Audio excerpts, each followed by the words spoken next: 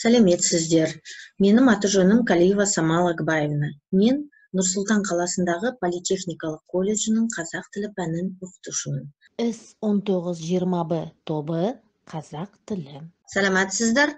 Бүгінгі сабақтың тақырыбы сән үлгілері, киіну әдебі, сын есім. Ең алдымен сіздерге осы бүгінгі сабақтың бағалау парағымен таныстырғым келеді. Алдымен сіздер бәйге сайысын өткізем, бәйге не екен білетін шығарсыңдар, иә?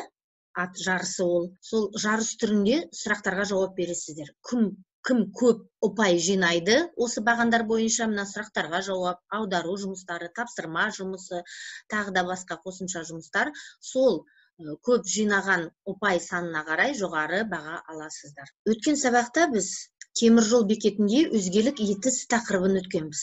Осы тақырып бойынша білімдерімізді пысықтайық. Енді бастаймыз. Сонымен өткен тақырыпты қайталау. Бәйге сайысы. Ал бәйге ат жарысын бастаймыз. Бүгінгі бәйгеде кім озып шығады екен? Бірінші сұрақ. Пассажирский пойыз сөзінің аудармасы. Уақыт кетті. Микрофондарын қосып айтамыз. Жолаушылар пойызы. Михаил Жарайсын. Дұрыс жауабы жолаушылар пойызы. Ал бәйге екен ұмытпаймыз. Екінші сұрақта кім озып шығады екен? Өзгелік етісте тұрған сөз айтты, айтқызды, айтпақ. Осы жерде өзгелік етіс айтқызды. Асхат және Миша жауап берді. Михаил. Айтқызды. Екеуіне де бір ұпай. Дұрыс аударыңыз. Я заставил вымыть грязный тамбур. Лас тамбур. Мен лас тамбурды жудырттым. Теперь смотрим правильно. Мен лас тамбурды жудырттым. Бәйге екен ұмытпаймыз, жарысамыз. Төртінші сұрақ. Қыз. Өзгелік етіс жұрнақ түріне жатады ма? Кім бірінші жауап береді? Яс? Я жатады. Асхат бірінші жауап берді. Так, сонымен дұрыс жауап. Қыз, өзгелік етістің жұрнақтары екен. Келесі, бесінші сұрақ, соңғы сұрақ. Бәйгенің жедел пойыз сөзінің аудармасы. Быстрый поезд. Скоростной поезд. Да. Скоростной поезд. Михаил и Асхат. Бүгінгі жаңа сабақтың сөздік жұмысымен танысамыз. Сонымен жаңа сөздерді оқып жазамыз. Келесі жұмысымызды ары қарай жалғастырамыз. Сұрақтарға жауап беру. Келесі тапсырма. Қалай ойлайсыздар? Киім дегеніміз не? Кім қалай жауап береді? Киім ол адам денесін киюге арналған бұйым. Үйге арналған бұйым дейді ясы, иә? Жарайды, ары қарай. Адамды қорғауға арналған. Адамды қорғауға арналған, иә? Киім қорғайды бізде. Жауыннан қорғайды, ыстықтан қорғайды, суықтан қорғайды. Тамаша, жақсы. Киім ол адамды қоршаған ортаның табиғаттың түрлері әсерлерінен қорғайды. Табиғаты түрлі әсерлерінен, жаңа дауылдан, суықтан, құйыннан, жауыннан. Е, жақсы. Келесі сұрақ. Сән деген не, кім біледі? Сән ол киім кию мәдениеті өмірдің әр түрлі сферасында жеке талғамның уақытша үстемдік етуі. Стиль дегеніміз не киімде? Стиль, мәнер, сипат, ерекшелік деген мағына береді. Дұрыс. Стиль түрлері қандай болады киімде? Киім, сән әлемінде. Классикалық, спорттық, формалық, фольклорлық и романтикалық. Тамаша. Ал ары қарай жалғастырамыз сабақ тақырыбымызды. Жаңағы айтқан сән деген ол сәнде маңызды ұғымдардың бірі стиль. Стиль ол грек тілінен стуиос деген сөзден арылған. Мәнер, сипат, ерекшелік деген мағынаны білдіреді. Жаңа Диас бізде айтып кетті бұны, иә? Келесі киім стильдері Диас айтқандай. Классикалық, спорттық, романтикалық, фольклорлық және формалық. Формалыққа енді арнайы киімдерді айтамыз, иә? Ал енді келесі тапсырмамызды бастаймыз. Бұл енді көріп тұрсыздар, қандай стиль беріліп тұр? Классикалық. Диас оқыңыз. Іскерлі, элегантты, өзгермейтін стиль салыстырмалы түрде тұрақты сән әлемдегі өзгерістерге онша беріле бермейтін киім түрлері кіреді. Тамаша. Ал енді кім аударады бұл? Классический стиль – это деловой, элегантный, неизменяемый стиль, относительно устойчивый и включает в себя виды одежды, которые не дают существенных изменений в мире моды. Тамаша, қараймыз. Аудармасы дұрыс па? Дұрыс екен, ясно аудармасы. Так. Келесі оқиды қане, Арман? Оның негізгі белгілері тұрақтылығы, адамды іске ұстамды етіп көрсету, мінсіздегі қолайлығы, беріктігі. Беріктігі, тамаша, ал аударып В основном значение. Основные его признаки – это стабильность, деловое, сдержанное выражение человека. Мінсіздік деген қалай аударылады жаңа сөздікке? Безупречность, комфортность и прочность. Қараймыз аудармасы. Основные его признаки – стабильность, яс дұрыс айтты, деловое, сдержанное выражение человека, безупречность, комфортность и прочность. Тамаша. Көбінесе осы классикалық стильді қайда киеміз біз? Театр. Жұмысқа, мектепке. Мектепке тиеді, иә, классикалық үлгіді ұстанады. Ал біз колледжға барғанда қандай үлгіні ұстанамыз? Тоже классикалық. Осы классикалық стильде киінуге тырысасыздар сіздер, иә? Так, ары қарай кеттік. Келесі оқиды Михаил. Спорттық стиль. Спорттық демалыста спортмен айналысқанда, саяхта шыққанда киімге ыңғайлы киімдер. Удобная одежда для ношения на отдыхе. Можно я буду переводить? Подожди. Я вообще молчу. Это спортивный стиль, удобная одежда для ношения во время отдыха или при занятии каким-либо спортом. Енді ары қарай жалғастырамыз қазір. Келесіні кәне. Асхат қайда бізде? Жалпы спорттық стильдегі киімдерде адам өзін еркін және ыңғайлы сезінеді.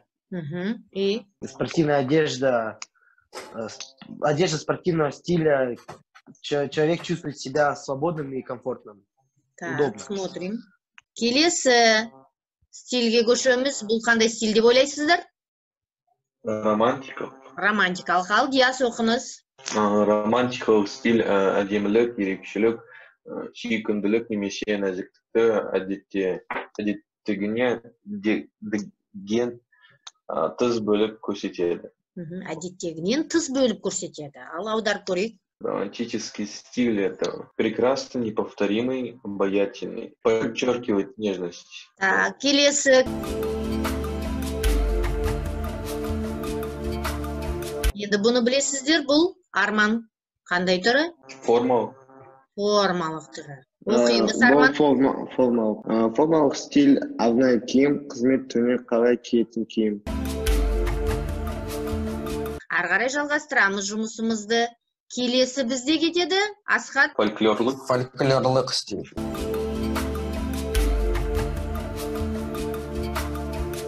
Енді бейне жазбаны тамашалаймыз.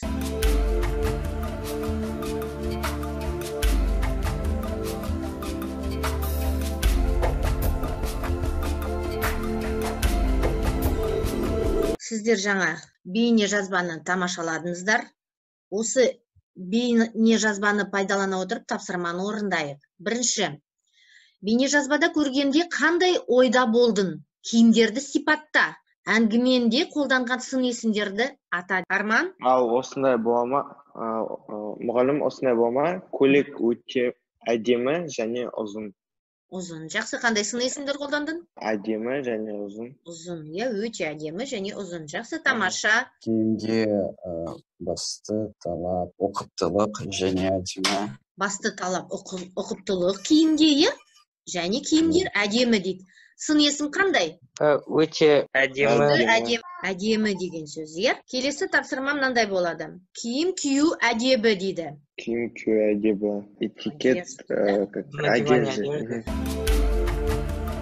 Вы должны с русского языка перевести на казахский язык. Несколько требований я вам выбрала здесь. Так, первое, пожалуйста. Арман, оқыңыз. Главное требование к одежде – опрятность и аккуратность. Киімге қойылатын басты талап ұқыптылық. Киімге қойылатын басты талап жинақылық дейді, және ұқыптылық. Жартылай дейміз ұпай. Келесі, Әділет, оқимыз. Никогда не надевайте одновременно рубашку с короткими рукавами и галстук. Бір уақытта ешқашан Көйлек. Қысқа көйлек пен галстук. кимейміз. Қараймыз. Ешқашан бір уақытта қысқа женді көйлек пен галстук кимеңіз дейді, иә? Так, келесі, Михаил. Рубашка должна быть светлее пиджака как минимум на 2 тона. Воротничок должен выглядывать из подворотника пиджака на 0,5 сантиметров, а манжет из рукава на 1,5-2 сантиметра. Рубашка, көйлек. Жейде 2 тон. Жейде кем дегенде 2 тонға ашық болмауы тиіс.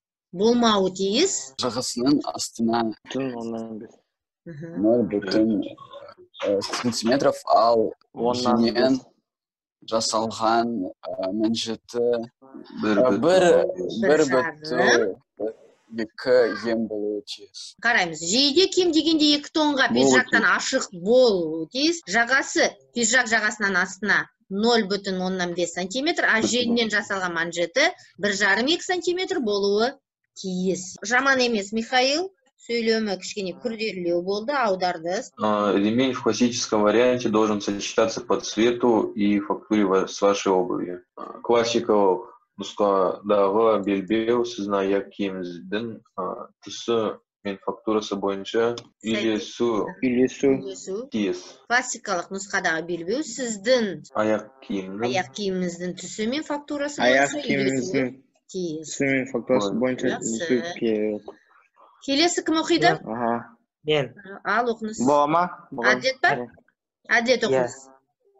Галстук должен быть светлее костюма и темнее сорочки. Галстук костюмнан ашық және қара көйлек болуы керек. Неге қара көйлек? Светлее, ашық. Көйлектен қаралау болуы керек. Ал енді ер азаматтар болғандықтан топта мен ер азаматтарға арналған қосымша аксессуарлар. Часы, да, наручные часы это?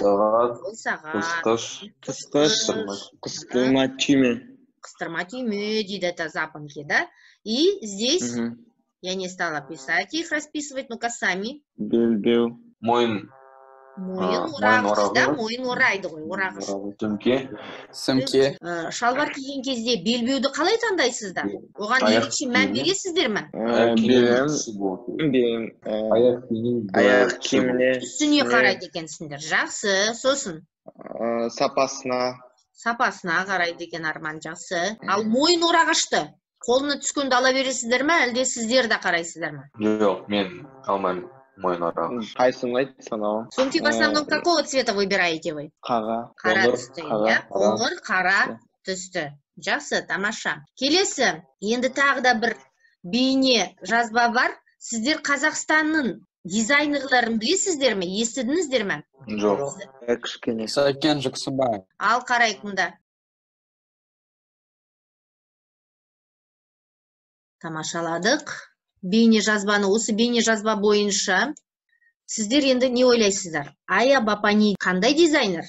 Ерекше. Киім үлгісі ерекше. Жас дизайнер. Енді сіздер назарларыңызға менде танымал қазақстандық Құралай Нұркадилова, Аида Кауменова деген дизайнер, міне Ая Бапани жаңағы тамашалаған бейне жазба, Тамара Ламанукаев киім үлгілері деп шықты, танымал болып. Оксана Корби және Сәкен Жақсыбаев. Иә, танымал, атақты дизайнерлеріміз бар. Бағалау парағы бойынша үй жұмысын жасаған кезде үй тапсырма менің киіну әдебім. Сабағымыз аяқталды. Сау болыңыз.